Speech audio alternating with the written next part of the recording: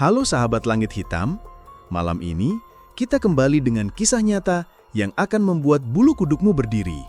Bayangkan, seorang petani tua bernama Karso hidup sederhana di pedesaan dengan impian memiliki sapi perah. Demi mewujudkan keinginan itu, ia masuk ke hutan untuk mencari peruntungan, tetapi yang ia temukan justru dunia yang tak pernah ia bayangkan sebelumnya, kampung Bunian. Selama 3 bulan ia bekerja di sana, dengan imbalan yang sangat besar. Namun, apa yang ia dapatkan bukan hanya kekayaan, melainkan nasib yang mengerikan. Karso adalah seorang petani tua berusia 58 tahun. Tinggal di sebuah desa kecil di kaki pegunungan Kalimantan. Hidupnya sangat sederhana. Setiap hari, ia mengurus ladang jagung, menanam singkong, dan sesekali mencari hasil hutan untuk dijual di pasar. Namun, di balik kesederhanaan itu, Karso punya impian besar, memiliki sapi perah agar bisa menambah penghasilan dari susu. Setiap kali melihat tetangganya yang sukses berkat sapi, Karso hanya bisa menghela napas panjang. Impian itu selalu terlintas di pikirannya setiap malam. Kalau aku punya sapi, hidupku akan lebih baik. Lastri istriku tidak perlu capek-capek ke kebun, gumamnya sambil menatap atap bambu yang sudah banyak lubang. Namun, uang yang ia kumpulkan dari hasil kebun tak pernah cukup. Untuk membeli 1 ekor sapi perah saja, ia butuh belasan juta. Bagi Karso, angka itu seperti mustahil. Sampai suatu hari, sebuah kabar aneh datang dari warung kopi, tempat para petani biasa berkumpul.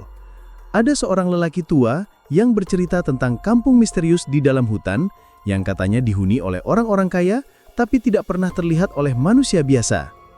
Lelaki itu menyebut mereka dengan nama orang Bunian. Mereka bisa memberi emas, permata, bahkan kekayaan tak terbatas kepada orang yang dipercaya. Kalau ada orang yang bisa kerja di sana, sebulan saja dia bisa pulang bawa harta, ujar lelaki itu sambil menyeruput kopi. Semua tertawa, menganggap cerita itu hanya omong kosong. Tapi bagi Karso, cerita itu menyalakan api harapan di hatinya. Ia pulang dengan pikiran penuh rencana. Malam itu, ia tidak bisa tidur. Kata-kata tentang kampung Bunian terus bergema di telinganya. Keesokan harinya, Karso memutuskan untuk mencari kebenaran cerita itu. Ia berbekal parang, bekal nasi, dan sebotol air, lalu masuk ke hutan yang katanya menjadi pintu menuju dunia Bunian. Hutan itu lebat, dipenuhi pohon raksasa yang menjulang tinggi. Semakin dalam ia melangkah, semakin sepi suasananya. Burung-burung tidak lagi berkicau, hanya suara dedaunan yang bergesekan ditiup angin. Setelah berjalan seharian, Karso tidak menemukan apapun, hanya pohon, semak, dan suara serangga. Saat matahari mulai tenggelam, ia memutuskan untuk beristirahat di bawah pohon besar yang akarnya mencuat ke permukaan tanah. Ia menyalakan api kecil untuk mengusir nyamuk. Saat itu, ia mulai merasa aneh. Angin berhenti berhembus, suara hutan menghilang, sunyi total. Lalu terdengar suara langkah kaki mendekat.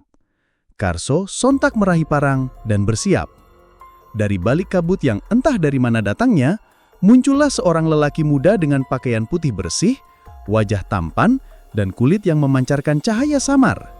Karso terkejut main. "Bapak mencari siapa di sini?"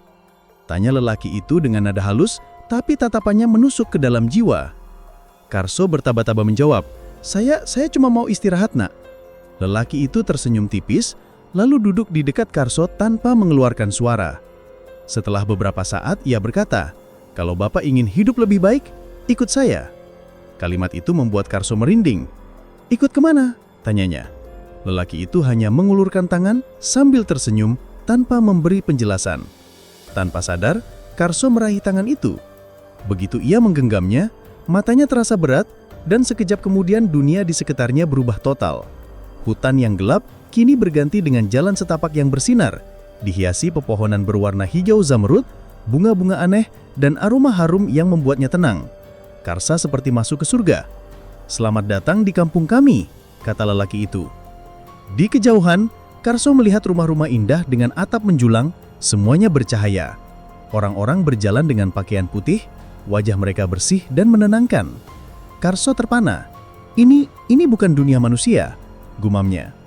Lelaki itu hanya tersenyum dan berkata, "Disinilah Bapak akan bekerja, 3 bulan saja.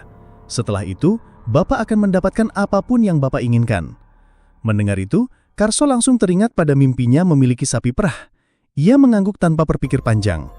"Kalau begitu, saya mau kerja di sini," ucapnya mantap. Lelaki itu mengangguk pelan, lalu mengajak Karso masuk lebih dalam ke kampung yang tampak seperti dunia dongeng. Namun di balik keindahan itu, Karso tidak sadar bahwa ia baru saja melangkah ke dunia yang tidak akan pernah sama lagi. Dunia yang penuh rahasia dan tidak semua orang bisa kembali darinya. Karso masih tak percaya dengan apa yang dilihatnya. Jalan setapak yang ia lalui bercahaya samar seperti rembulan. Bunga-bunga aneh mengeluarkan aroma manis dan suara gemericik air terdengar menenangkan. Semua itu membuat langkahnya terasa ringan, meski dalam hati ia masih diliputi rasa takut. Lelaki muda yang menuntunnya terus berjalan tanpa menoleh. Karso hanya bisa mengikutinya, tak berani bertanya banyak. Sesampainya di depan sebuah rumah besar yang terbuat dari kayu mengkilap seperti emas, lelaki itu berhenti. "Mulai malam ini, Bapak tinggal di sini," katanya sambil menunjuk bangunan indah itu. Karso tertegun. Rumah itu tampak lebih megah dari istana yang pernah ia lihat di televisi. Atapnya melengkung tinggi, dindingnya berukir, dan dari dalamnya keluar cahaya hangat yang menenangkan.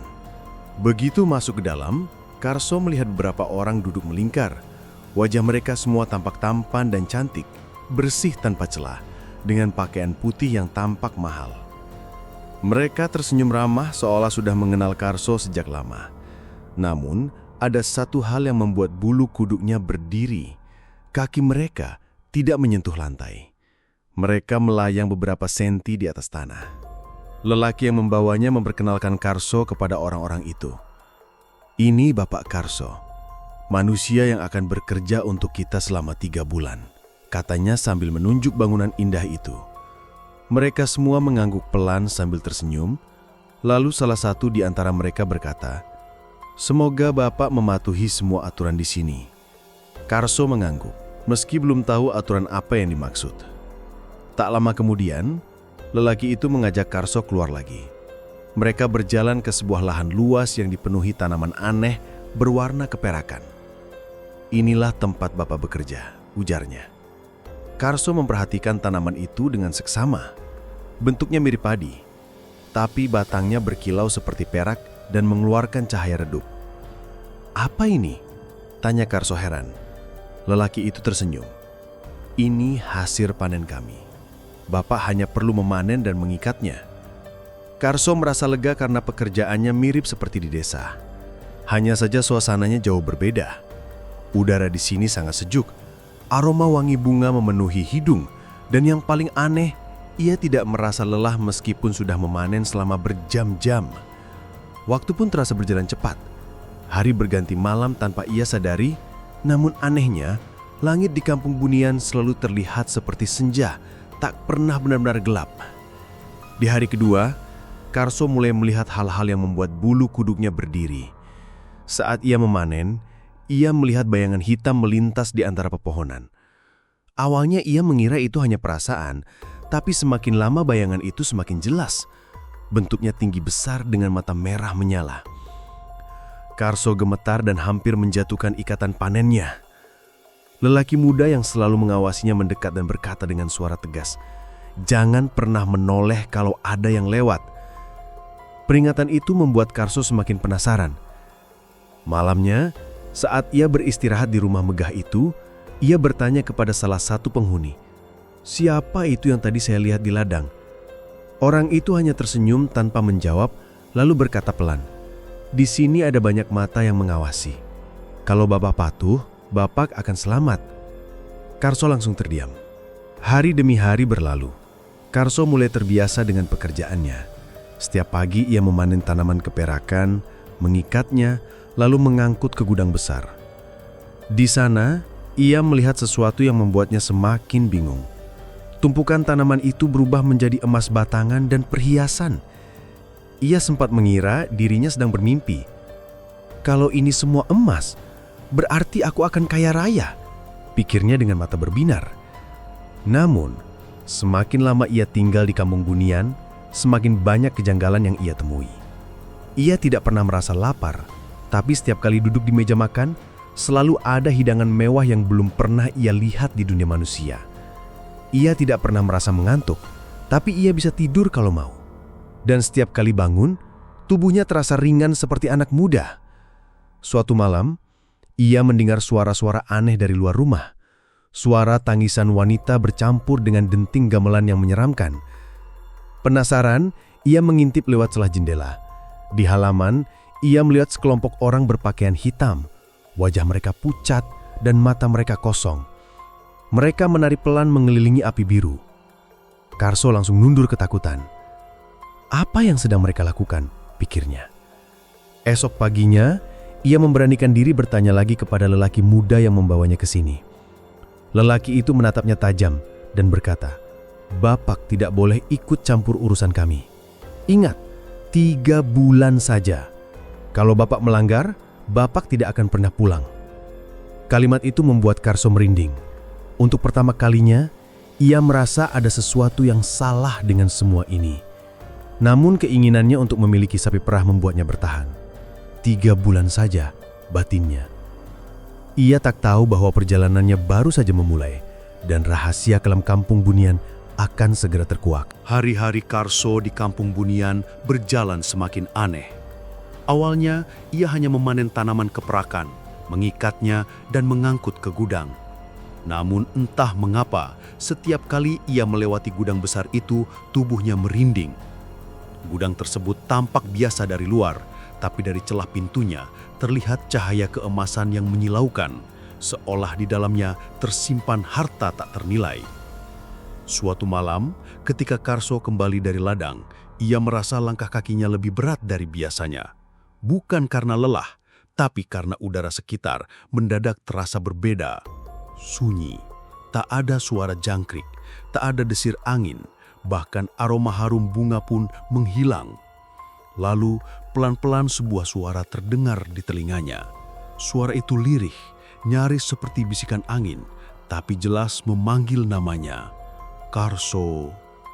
Karso berhenti seketika. Matanya membelalak, jantungnya berdegup kencang. Ia menoleh ke kiri, ke kanan, tapi tidak ada siapapun. Siapa itu? Suaranya bergetar. Tak ada jawaban, hanya suara itu yang kembali terdengar, kali ini lebih dekat. Karso, jangan percaya mereka, kau tidak akan pulang. Keringat dingin membasahi tubuhnya. Ia berusaha menepis rasa takut dengan berjalan cepat menuju rumah tempat ia tinggal. Namun semakin ia melangkah, semakin sering suara itu terdengar. Hingga akhirnya ia berlari kecil, masuk ke rumah dan menutup pintu rapat-rapat. Saat itu ia bersandar di dinding, menahan napas dan mencoba menenangkan diri. Tapi hatinya diliputi rasa cemas yang sulit dijelaskan. Malam itu, Karso tidak bisa tidur. Ia hanya duduk di pojok ruangan, memandangi cahaya lampu minyak yang redup. Bayangan api menari-nari di dinding, membuat suasana semakin menyeramkan. Setiap kali matanya mulai terpejam, suara itu kembali terdengar. Bukan hanya memanggil namanya, tapi mulai membisikkan kata-kata aneh. 3 bulan? Tidak, kau akan tinggal di sini selamanya. Karso mulai merasa tubuhnya lemas. Ia menutup telinga dengan kedua tangan, berharap suara itu hilang, tapi bisikan itu justru semakin keras di dalam kepalanya. Sampai akhirnya ia mendengar langkah kaki mendekat dari luar. Perlahan, suara pintu berderit dan sosok lelaki muda yang menuntunnya masuk ke dunia ini muncul. Wajahnya tetap ramah, tapi matanya memancarkan sesuatu yang sulit dijelaskan. "Bapak kenapa? Tidak tidur?" tanyanya. Karso mencoba tersenyum, meski wajahnya pucat. Saya cuma tidak bisa tidur," jawabnya singkat. Lelaki itu mendekat, lalu menepuk bahu Karso. "Bapak harus istirahat, jangan dengarkan suara yang tidak Bapak lihat. Mereka suka mengganggu pendatang baru." Kata-kata itu membuat Karso semakin ketakutan. Lelaki itu seakan tahu apa yang ia dengar. Keesokan harinya, Karso tetap bekerja di ladang. Namun bisikan itu tak pernah hilang. Kadang terdengar di telinganya, kadang seolah datang dari balik pepohonan. Ia juga mulai melihat hal-hal aneh. Bayangan hitam yang melintas cepat, mata merah yang menatap dari kejauhan, dan sosok wanita berambut panjang berdiri di tepi sungai dengan gaun putih lusuh. Karso berpura-pura tidak melihat, meski lututnya gemetar. Suatu sore, ketika ia sedang mengikat tanaman keperakan, seorang perempuan bunian menghampirinya. Wajahnya cantik, tapi tatapannya kosong. Dengan suara yang hampir tak terdengar, ia berkata kepada Karso, "Bapak, kalau ingin selamat, jangan pernah makan di jam malam."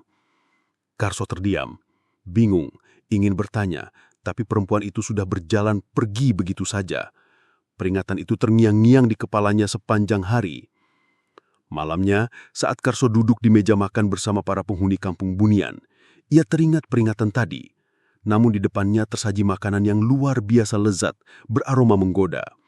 Semua orang makan dengan tenang, sedangkan Karso hanya menatap piringnya.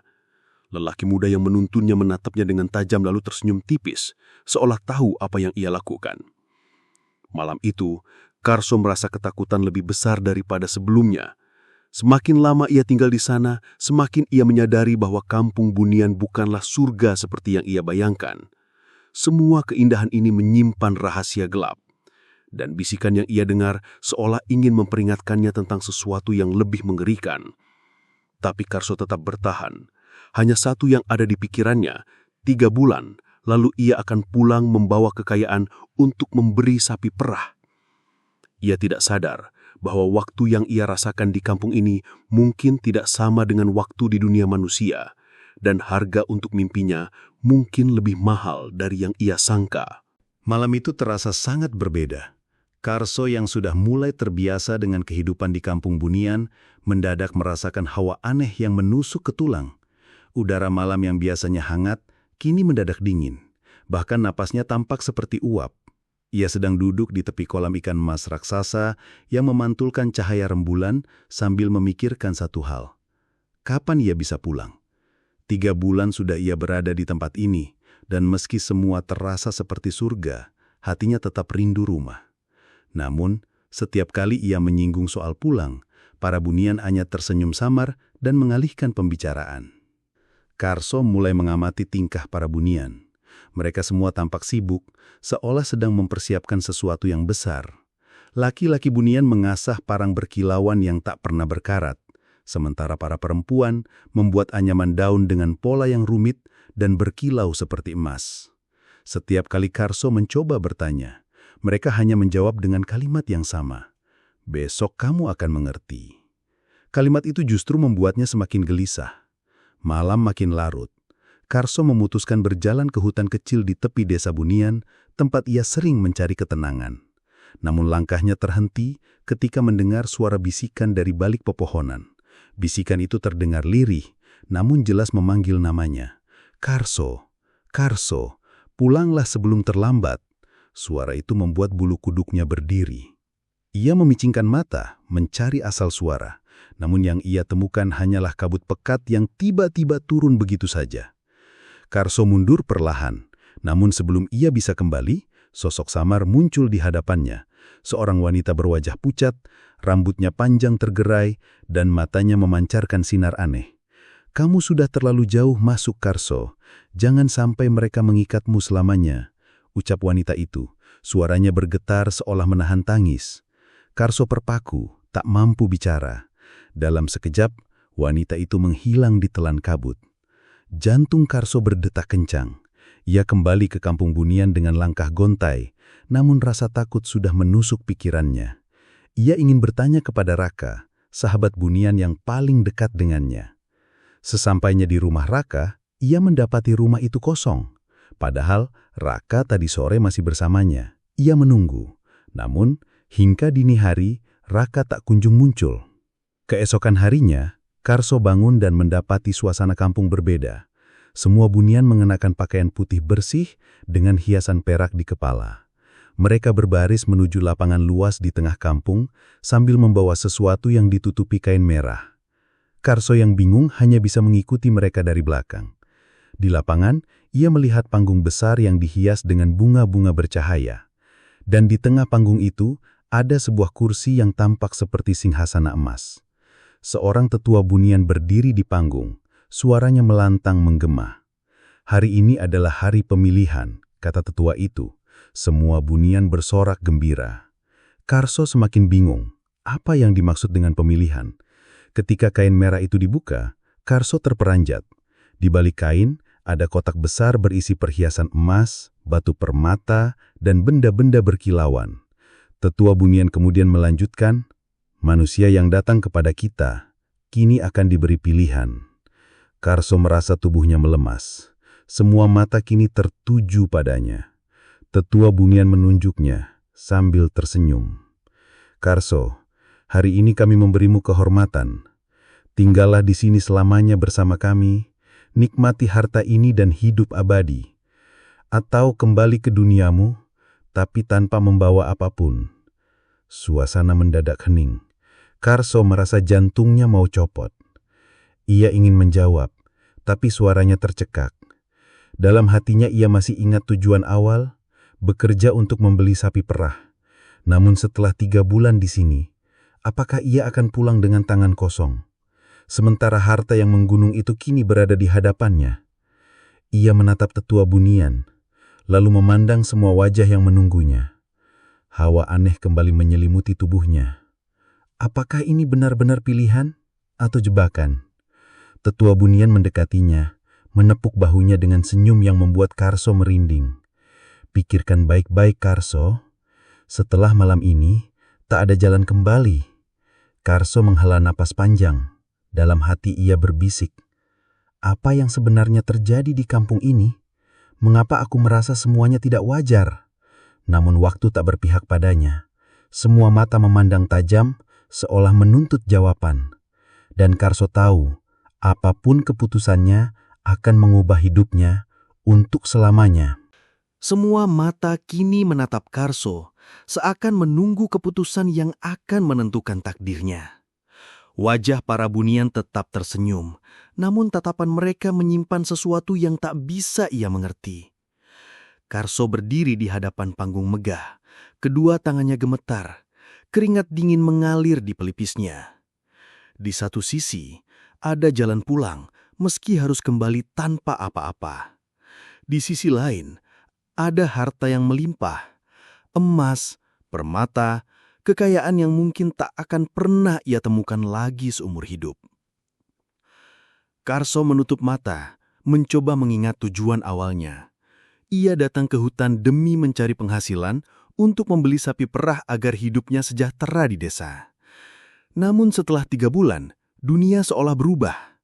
Ia bukan hanya bekerja di tempat asing, tapi kini terjebak dalam dunia yang tak semestinya ia masuki. Nafasnya memburu, hatinya berperang antara akal dan nafsu. Aku ingin pulang, ucap Karso pelan. Suaranya bergetar, nyaris tak terdengar. Semua Bunian terdiam.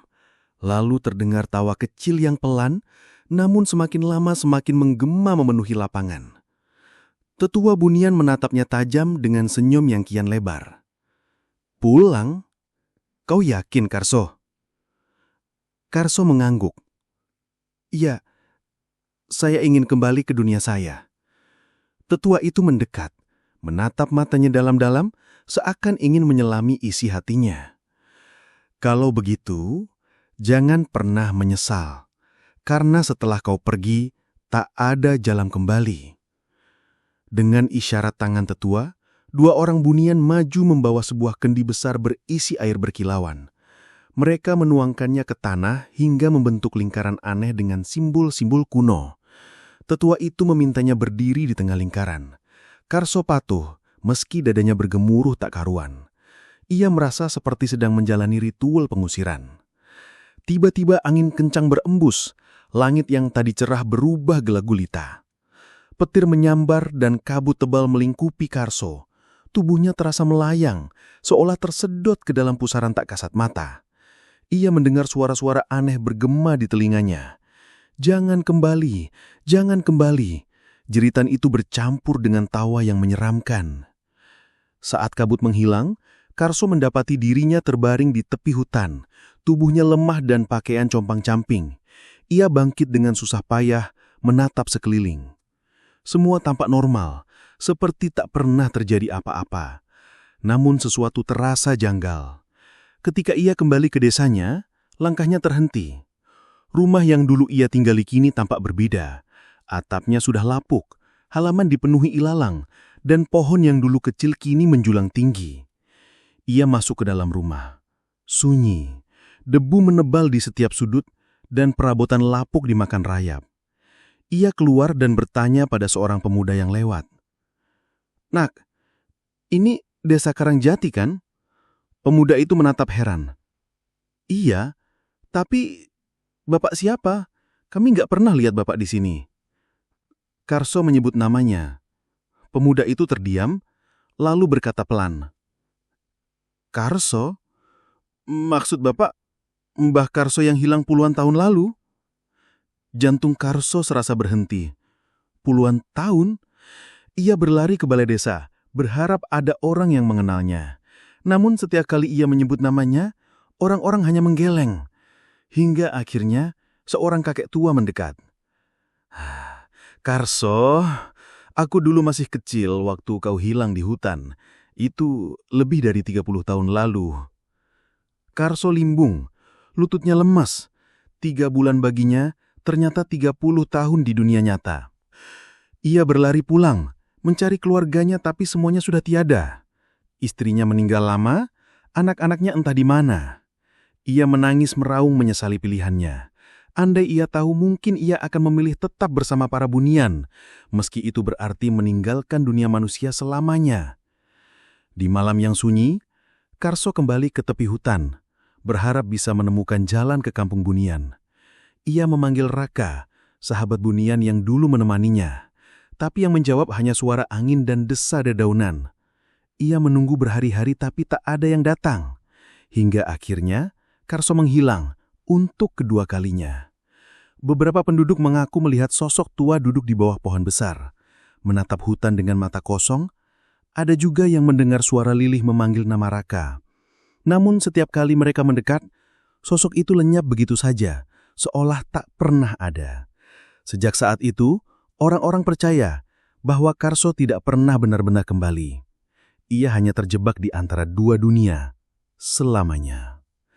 Dan sampai hari ini, cerita Karso masih jadi bisik-bisik di desa. Sebuah peringatan bagi siapa saja yang berani masuk terlalu jauh ke dalam hutan. Karena sekali kau bersahabat dengan bunian, kau tak akan pernah benar-benar bebas.